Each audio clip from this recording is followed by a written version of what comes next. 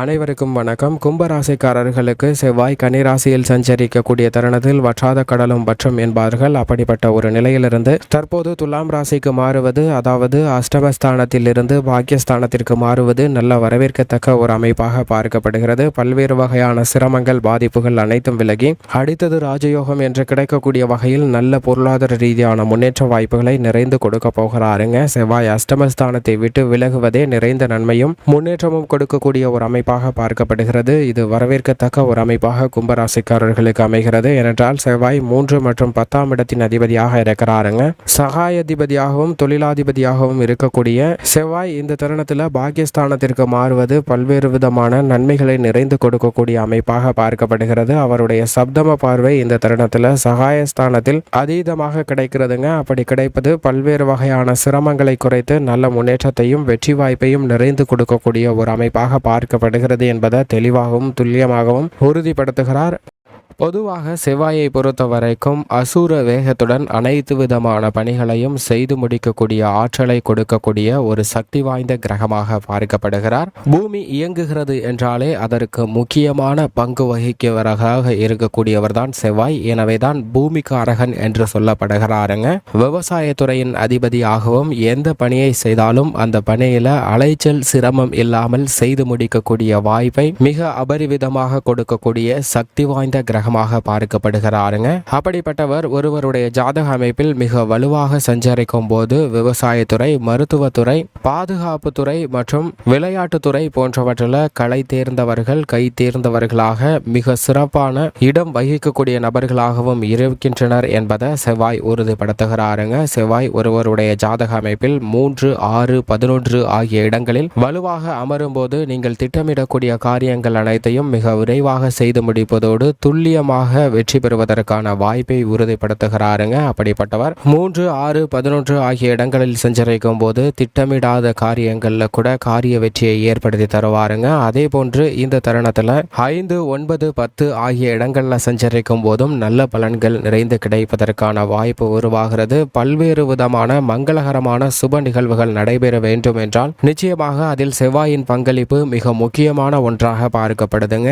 எந்த சுப நிகழ்வுகளாக இருந்தாலும் செவ்வாய் அனுகூலமாக இருந்தால் மட்டும்தான் அவை நடைபெறுவதற்கான வாய்ப்பும் யோகமும் கிடைக்கிறது. அது மட்டுமல்லாது பொதுவாக செவ்வாய் கன்னிராசியில் சஞ்சரிப்பது அவ்வளவு சிறப்பான நன்மை தரக்கூடிய அமைப்பு இல்லை. வற்றாத கடலும் வற்றிவிடும் என்பார்கள். அதுபோன்ற ஒரு அமைப்பிலிருந்து தற்போது துலாம் ராசிக்கு மாறுவது அதீதமான நன்மையும் முன்னேற்றத்தையும் மல்லி கொடுக்கக்கூடிய ஒரு அமைப்பாக பார்க்கப்படுதுங்க. சூரியனை ஒரு முறை சுற்றி வலம் வருவதற்கு 680 நாட்கள் எடுத்துக்கொள்ளுகிறார். ஒவ்வொரு ராசியிலும் குறைந்தது நேர்கதியில் 45 நாட்கள் சஞ்சரிக்கக்கூடிய சக்தி வாய்ந்த கிரகமாக பார்க்கப்படுகிறாருங்க. அப்படிப்பட்டவர் துலாம் ராசிக்குள் நுழைவது அவரது சமகிரகமாக இருக்கக்கூடிய சுக்கிரனின் ஆட்சி வீட்டில் நுழையக்கூடிய இந்த தருணம் பல்வேறு விதமான பாதிப்புகளை விலக்கி நல்ல முன்னேற்றத்தை நிறைந்து கொடுக்கக்கூடிய ஒரு அமைப்பாக பார்க்கப்படுகிறது. எனவேதான் ராஜயோகம் கிடைக்கக்கூடிய வகையில நல்ல பல புதிய வாய்ப்புகள் நிறைந்து கிடைப்பதற்கான வாய்ப்பும் யோகமும் உருவாகிறது என்பதை தெளிவாகவும் துல்லியமாகவும் உறுதிப்படுத்துகிறாருங்க. 4/10/2023 முதல் அவர் துலாம் ராசியில் சஞ்சரிக்க போகிறார். அடுத்த 1.5 மாத காலங்கள் மிக அதீத நன்மையை எதிர்பார்க்கலாம். இந்த தருணத்தில் எதிர்பார்ப்புகள் பூர்த்தி ஆவதற்கான வாய்ப்பும் அதற்கான யோக பலன்களும் நிறைந்த ஒரு அமைப்பாக பார்க்கப்படுகிறது. அதே சமயம் செவ்வாய் சாதகமற்று இருக்கும் போது சில நன்மைகள் கிடைக்க இயலாத ஒரு அமைப்பாக பார்க்கப்படுகிறது. அதிலும் குறிப்பாக 2, 4, 7, 8, 12 ஆகிய இடங்களில் சஞ்சரிக்கும் போது சற்று கூடுதல் கவனமும் விழிப்புணர்வும் மிக முக்கியமாக தேவைப்படுகிறது என்பதை தெளிவாக எடுத்து காட்டுகிறாருங்க. அது மட்டுமல்லாது செவ்வாய் மற்றொரு கிரகத்துடன் இணையும் போது மிகப்பெரிய மாற்றத்தை ஏற்படுத்தி கொடுப்பாருங்க. சனி பகவானுடன் இணைந்தால் அதிரடியாக பல சிரமங்களை சந்திப்பதற்கான வாய்ப்பு நிச்சயமாக ஏற்படுவதற்கான ஒரு சூழ்நிலை உருவாகிறது. ஆனால் இந்த தருணத்தில் அது போன்ற நிகழ்வு இல்லை. அது மட்டுமல்லாது மோட்சக்காரகராக இருக்கக்கூடிய கேதுவுடன் இணைந்து சஞ்சரிக்க போகிறாருங்க. மோட்சக்காரகராக இருக்கக்கூடிய கேதுவுடன் இணைவதால் ராஜயோகம் கிடைப்பதற்கான வாய்ப்பு மிக அபரிவிதமாக கிடைக்கிறது. ஏனென்றால் கேதுவும் செவ்வாயும் இணைந்து சில நாட்கள் மட்டுமே சஞ்சரிக்க போகின்றனர். அப்படி சஞ்சரிக்கக்கூடிய இந்த சில நாட்கள்ல பல பொருளாதார ரீதியாக முன்னேற்றம் பெறக்கூடிய வாய்ப்பை மிக அதீதமாக கொடுக்க போகின்றனர். அதிலும் சுக்கிரனுடன் இணையும் போது சுக்கிர மங்கள யோகம் உருவாகும். இப்படி செவ்வாயின் இணைவு காரணமாக எதிர்பாராத பல நல்ல மாறுதல்கள் கிடைப்பதற்கான வாய்ப்பும் யோகமும் இந்த தருணத்தில் கிடைக்க இருக்கிறது. அது மட்டுமல்லாது செவ்வாய் கன்னிராசியை விட்டு விலகக்கூடிய இந்த தருணம் என்பது மிகப்பெரிய மாற்றத்திற்கு வித்திடக்கூடிய ஒரு தருணமாக பார்க்கப்படுகிறது. அதிலும் சுக்கிரனின் ஆட்சி வீட்டிற்கு செல்லக்கூடிய இந்த தருணத்தில் காதல், திருமணம் உள்ளிட்ட நீங்கள் எண்ணிய விருப்பங்கள் அனைத்தும் நிறைவேறுவதற்கான வாய்ப்பும் யோகத்தையும் மிக அபரிவிதமாக கொடுக்கிறாருங்க செவ்வாய். மேலும் எதிர்பார்த்தபடியே பல்வேறு துறைகளில் சிறந்து விளங்குவதற்கான வாய்ப்பும் யோகமும் கிடைக்கிறது. மருத்துவத்துறை, அரசியல் துறை, கலைத்துறை, ஐடி துறை, கணினி துறை, ஆசிரியர் துறை என எந்த துறைகளாக இருந்தாலும் அந்த துறைகளில் வலுவான ஒரு நிலையை அடைவதற்கான வாய்ப்பையும் யோகத்தையும் அள்ளி கொடுக்கிறாருங்க. அது மட்டுமல்லாது இந்த தருணத்தில் பல சிரமங்கள் நிச்சயமாக குறைகிறது. கன்னிராசியில் சஞ்சரிப்பதை விட இந்த தருணத்தில் துலாம் ராசிக்கு மாறியிருப்பதால் ஏகப்பட்ட சிரமங்கள், குடும்ப ரீதியாக இருக்கக்கூடிய பல தடைகள் அனைத்தும் விலகி நல்ல முன்னேற்றம் கிடைப்பதற்கான வாய்ப்பும் யோகமும் உருவாகிறது என்பதை தெளிவாகவும் துல்லியமாகவும் உறுதிப்படுத்துகிறாருங்க செவ்வாய். இந்த தருணத்தில் செவ்வாய் திசை நடைபெறுகிறவர்களுக்கு நீங்கள் எதிர்பாராத பல முன்னேற்ற வாய்ப்புகளை நிறைந்து கொடுக்க போகிறாருங்க.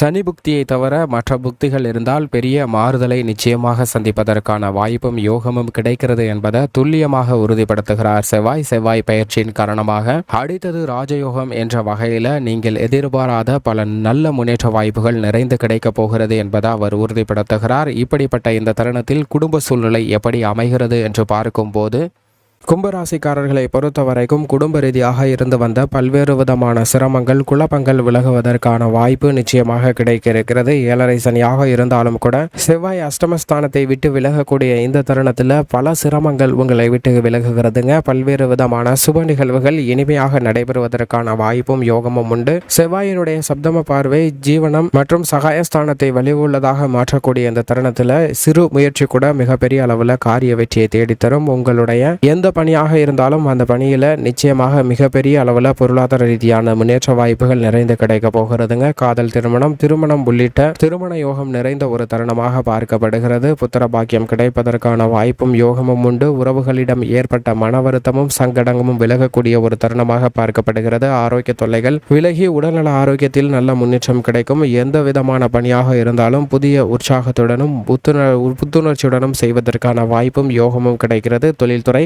வியாபாரத்துறையை பொறுத்தவரைக்கும் தைரியமாக எந்த விதமான முடிவாக எடுத்தாலும் அவற்றை எடுத்து மிக சிறப்பாகவும் செம்மையாகவும் செய்து முடிப்பதற்கான வாய்ப்பும் லாபத்தை அதிகரிப்பதற்கான ஒரு சிறந்த தருணமாகவும் அமைகிறது என்பதை தெளிவாகவும் துல்லியமாகவும் உறுதிப்படுத்துகிறாருங்க. பணவரவு அதிகரிப்பதற்கான வாய்ப்பும் சாத்தியக்கூறுகளும் மிக அதீதமாக கிடைக்கிறது. இது நல்ல வரவேற்கத்தக்க ஒரு அமைப்பாக பார்க்கப்படுகிறது. கலைத்துறையை பொறுத்தவரைக்கும் உங்களது திறமைகளுக்கு விருதுகள் பெறக்கூடிய அளவிற்கு நல்ல வரவேற்பு கிடைக்குங்க. மக்கள் மத்தியில் செல்வாக்கு அதிகரிக்கக்கூடிய வாய்ப்பு அரசியல் துறையில் இருப்பவர்களுக்கு மிக சிறந்து கிடைக்கக்கூடிய ஒரு அற்புதமான தருணமாக பார்க்கப்படுகிறது. மாணவ மாணவரை பொறுத்தவரைக்கும் கல்வியில் நல்ல முன்னேற்றம் கிடைக்கும். விவசாயத்துறையின் அதிபதியாக இருக்கிறாருங்க செவ்வாய். அவர் மிக வலுவாக சஞ்சரிக்கக்கூடிய இந்த தருணத்தில் புதிய நிலம் வாங்குதல், பனை நிலம் அமைத்தல் போன்ற யோகமும், ஆடு மாடு வாங்குவதற்கான அதிர்ஷ்ட யோகமும் கும்பராசிக்காரர்களுக்கு இந்த தருணத்தில் நிறைந்திருக்கிறது. பெண்மணிகளை பொறுத்தவரைக்கும் பல சிரமங்கள் விலகி நல்ல முன்னேற்றம் நிறைந்து கிடைக்கக்கூடிய வாய்ப்பும் யோகமும் உருவாகிறது. மேலும் இந்த தருணத்தை கும்பராசிக்காரர்கள் மிக சிறந்த மகிழ்ச்சிகரமான தருணமாக மாற்றிக்கொள்ள வேண்டுமென்றால் நிச்சயமாக வாரத்தில் செவ்வாய்க்கிழமை விரதமிருந்து அருகாமையிலுள்ள முருகப்பெருமாள் ஆலயம் சென்று